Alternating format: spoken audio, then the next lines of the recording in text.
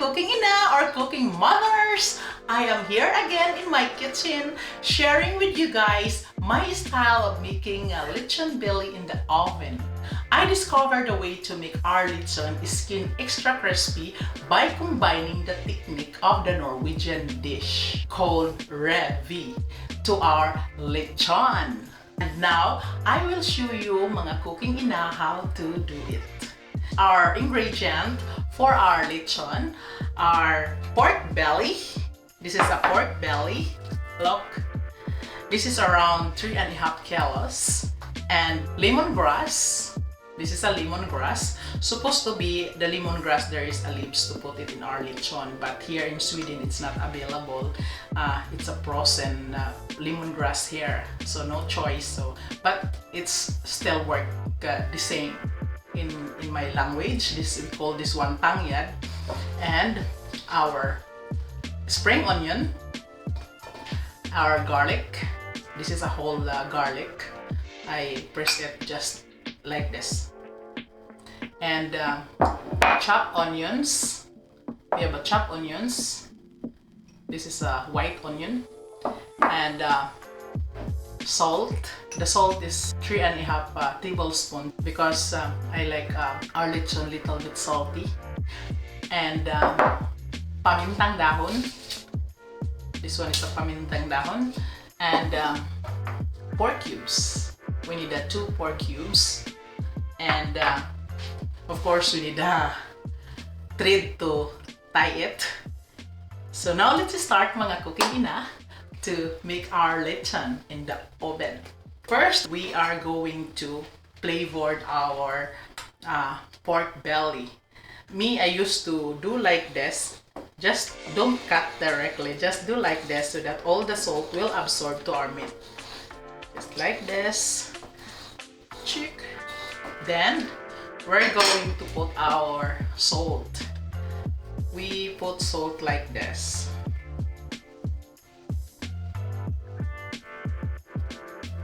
So, and then we rub it. We rub it, the salt to our meat, like this. See? Then, we try to roll our pork belly like this, so perfect. And then we're going to put our lemongrass. Our lemongrass. Like this. So, and then our garlic. Put our garlic like this. So, and then our chopped onions. This is a big onion. I chop it. We do like this. And our pamintang dahon. And our pork cubes. We just do like this, pork cubes. Because this is 3.5 kilo, I'm going to put 2 cubes. This is a replacement for, because in Philippines we used to put something mga like magic syrup, ginisa mix, or bitsin. That one here in Sweden, it's not available. Mga Swedish people, they don't like mga artificial. They are very careful in their health. And we put our spring onions. Do you like that? So, and we put our black pepper. I forgot, supposed to be we put this one first in, after we put the salt. So, but it's okay. We do like this. And then our lechon is ready to roll and to tie it. Do like this.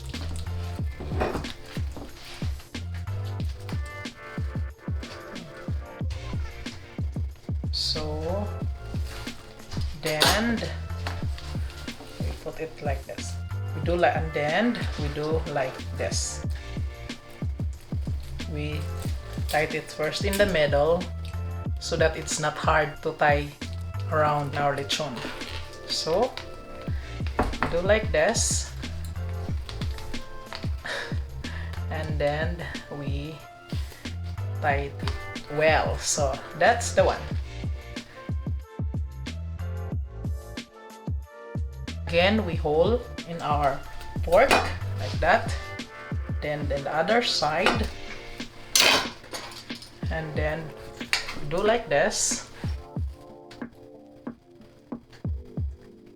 This pillar is very useful to me.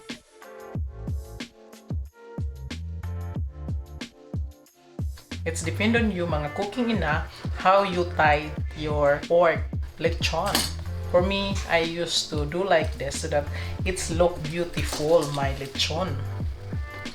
Oops, they're jumping. Our ingredients are jumping, supposed to be inside of our lechon. So I do like this. Then we need to hold again here. We careful if we do like that because maybe we are hitting this. So and then after this here first. We need to be careful the way we do this because it's sharp, our cuchillo, our knives. This is the way we tie our lechon belly. We tie it, and then next we need to put hole here. So, and then we do like this.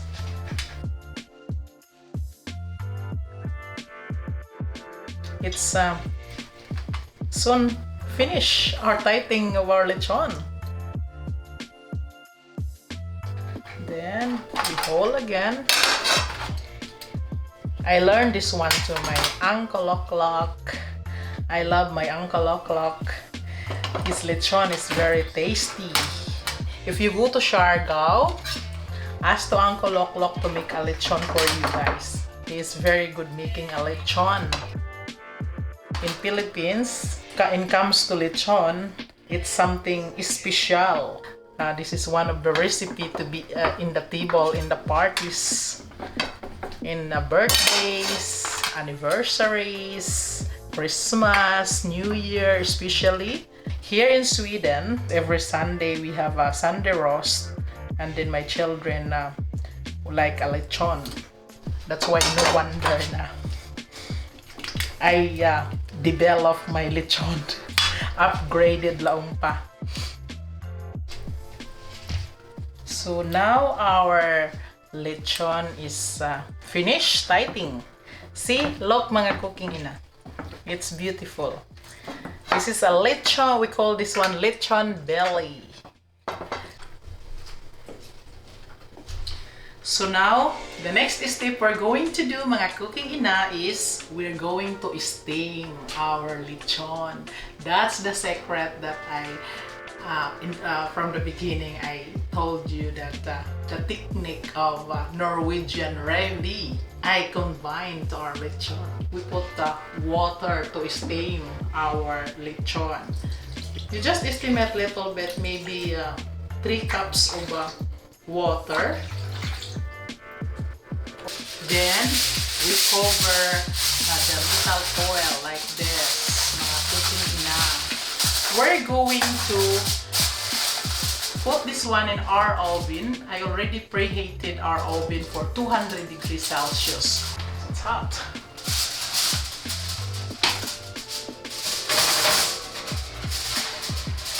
So we're going to steam for 30 to 40 minutes mga cooking ina. So after 30 to 40 minutes, we're going back. After 30 minutes, we steam our lechon. We're going to pull out. Look mga cooking ina. Oh! Hot.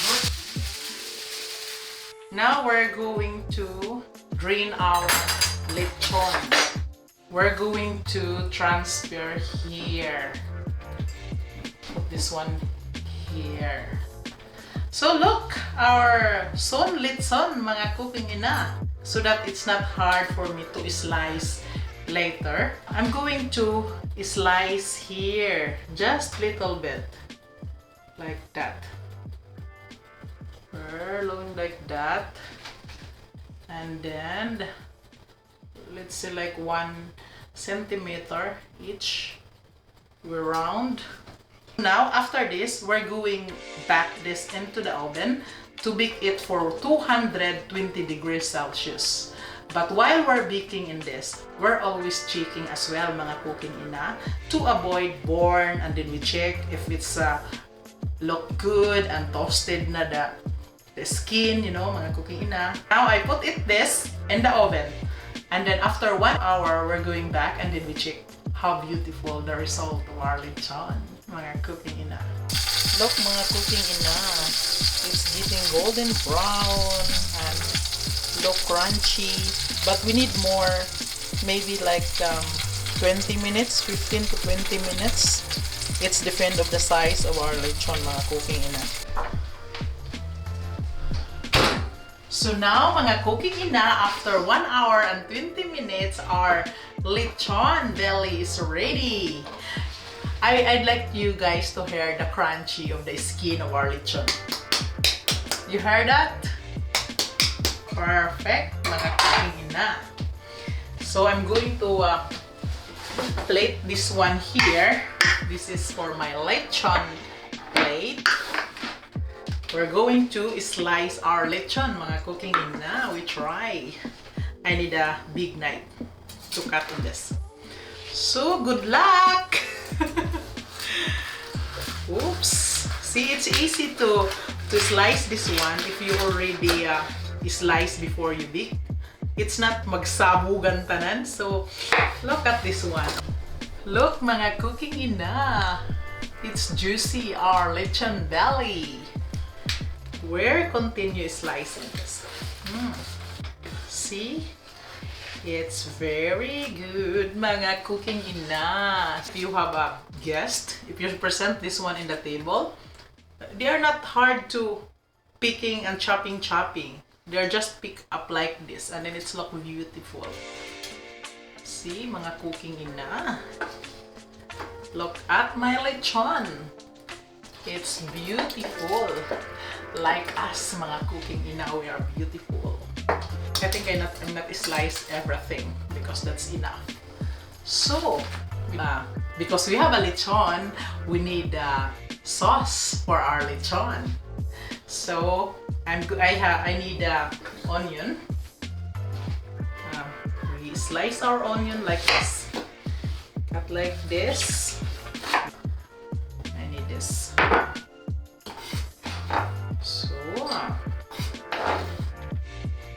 you know, I got this sauce recipe from my late auntie, Auntie Nini. She's like a mother to me.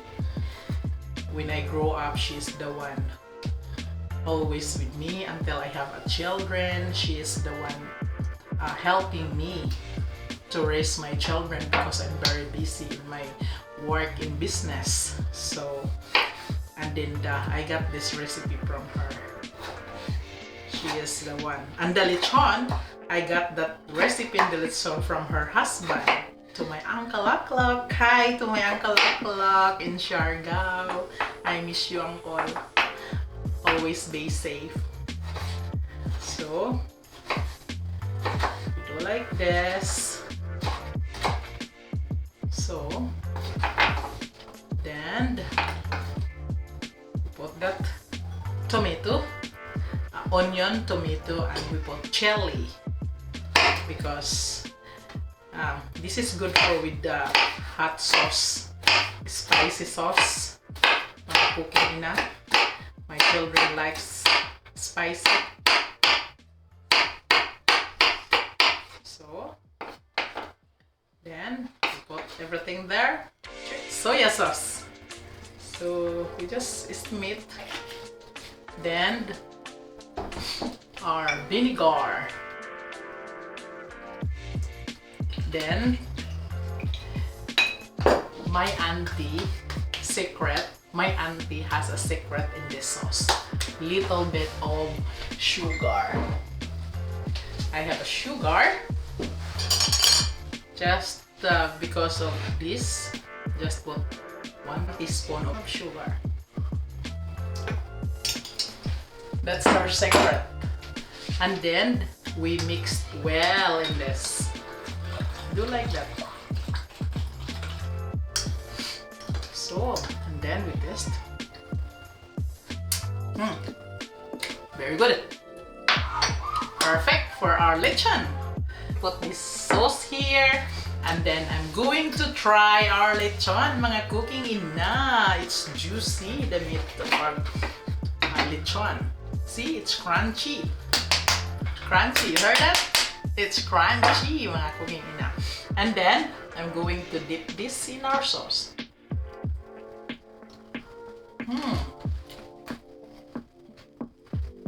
It's very good, mga cooking ina.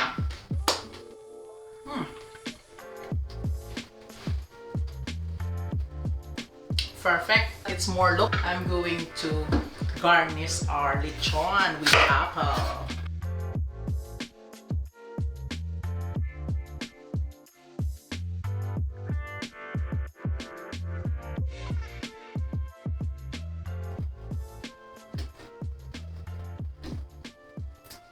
Look, mga cooking ina, it's beautiful. Our presentation of our lechon is look beautiful.